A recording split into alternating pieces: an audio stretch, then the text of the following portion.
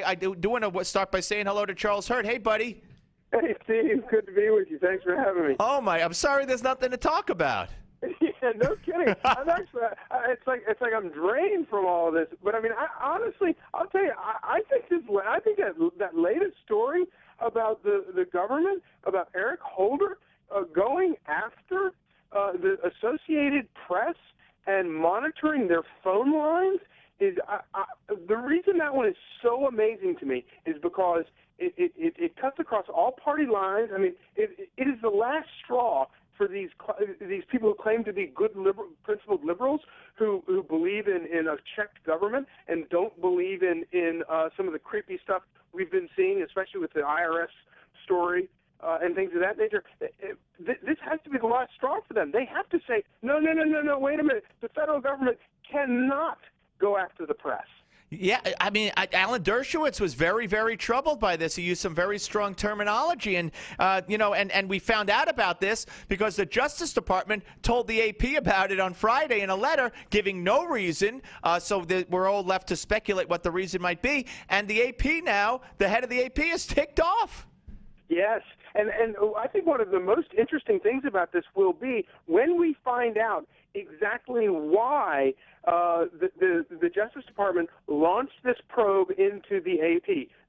Apparently, they claim that it has to do with leaks from a story that the AP was working on. But the real question for me is, how did the AP figure out that this was going on? Because the DOJ didn't just volunteer the information. Somehow the AP found out about it. And that is going to be very interesting because, if it came from the inside, maybe we have another whistleblower. Maybe there will be other evidence that sort of, that surfaces about all this that will be central to all of it. And no telling what more there is to be uncovered. I mean, Charlie, in past cases, and, we could point to Judy Miller, the last time this happened with the New York Times, not this happened, but, when the government wants to know who a journalist's source was or whatever, they ask them. And if they refuse, then they take appropriate action or they try to take appropriate action. But, the left went nuts when George Bush wanted to bug people who were talking to people overseas, and they might have been possible terrorists. Here, you have 20 lines bugged from the AP, including office lines, fax machines, home lines, switchboards. I mean, this is insane. Yeah, and anytime, because, if this is to get to the bottom of a leak, an alleged leak inside the Justice Department, then you have a whole another thing to remember about intrigue in Washington, and that is when you have people on the inside who have lots of very sensitive and important and incriminating evidence, and they get scared, things go bump in the night. And that's when really, salacious stuff, often kind of spills out around here because you've got congressional committees that will be looking into this. You've got every reporter in town looking into it. You've got political enemies.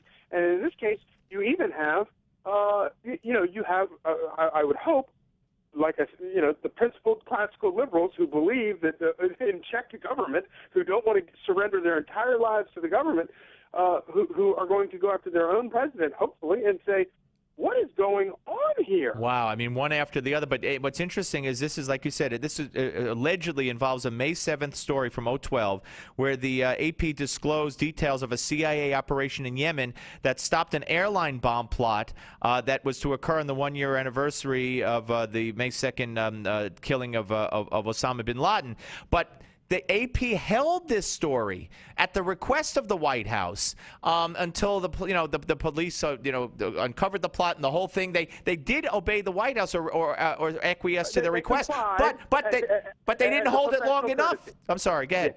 Yeah, no, they complied as a professional courtesy because the White House said there was, national security was at risk, and they agreed, which is, that's always a tough decision, and I never object to a news organization saying, nah, we're not going to comply with this. But when they do, and they have a good reason for it, my hat's off to them. That's fine. That's a totally legitimate decision for a real news person to make. But that wasn't good enough because they waited till the plot was thwarted. They waited at the White House request, but then the White House said, "Well, wait some more because we want to announce it first, even though it's over. We want to tell the." And they said, "No, now we're going to print it," and they printed it. So what's the problem? Yeah, that's where you have, and that is precisely where it all, the questions lie. Is what was motivating the government to go to investigate something? Was it because an injustice had been committed, or was it because they were exacting a penalty against a perceived enemy, or because they were trying to pay somebody back for doing something that caused them some political problems? If it's those things, we're talking Richard Nixon. This is not what goes on. This is and this is not lying about your marital infidelity. This is about going after your political enemies and punishing them. And we're starting to see this across the spectrum. Well, let's right Charlie, now. and we're talking to Charles Hurd of the Washington Times here on the Steve Malzberg Show. Let's do that beautiful. You just started segue into the IRS. I mean, Friday we were told it was a few employees in Cincinnati, and it was a few people with Tea Party and Patriot in their names, which started in 2012, which was bad enough. Now it started in 2010. It had multiple groups, and it goes up the chain. Yeah, this one, and of course, again, at 6:30 this morning, if you would ask me how could this get worse, I would say, well, it can't. I mean, this is the worst possible sort of scenario where you have. I mean, first of all, nobody likes the IRS anyway.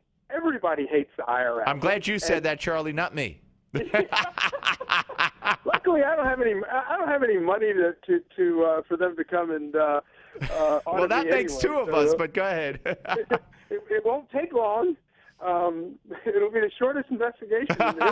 Anyway, now we're definitely getting. That's it. I know we're done. We're cooked. But seriously, it's from a political standpoint, it is so awful for the president to have to explain this away, and then he made those statements. Was it yesterday? I guess it was.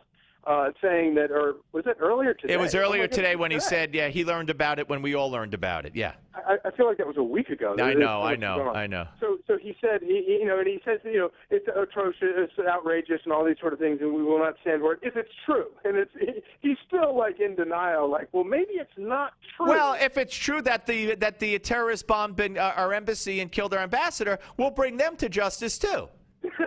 It's the same spiel, same speech. Yeah, same speech. Come on, we have to be.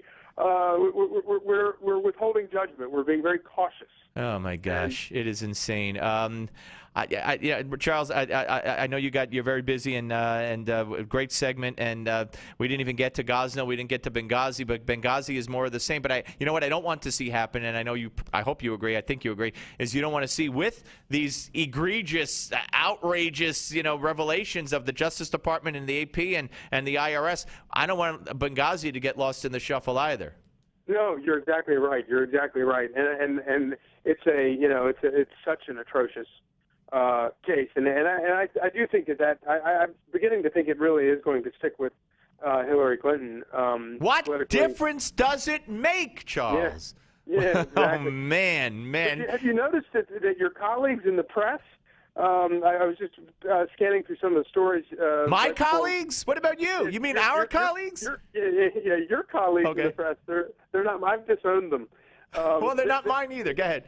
They keep referring to the murdered victims, Gosnell's murdered victims, as fetuses. No, well, that's not surprising. They were babies born alive, and they had their spines cut with a scissor. And how many more? I don't know what he did with the ones that he's got the feet in the freezer.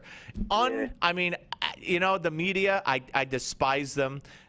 We have no media, Charles, and you know that. We have no, except for people like the Washington Times and Newsmax and Drudge and this show and other shows. There's no media. Hey, my friend, thank you, sir. Thank you, Steve. Always good to talk. Take care. All right, that's Charles Hurd.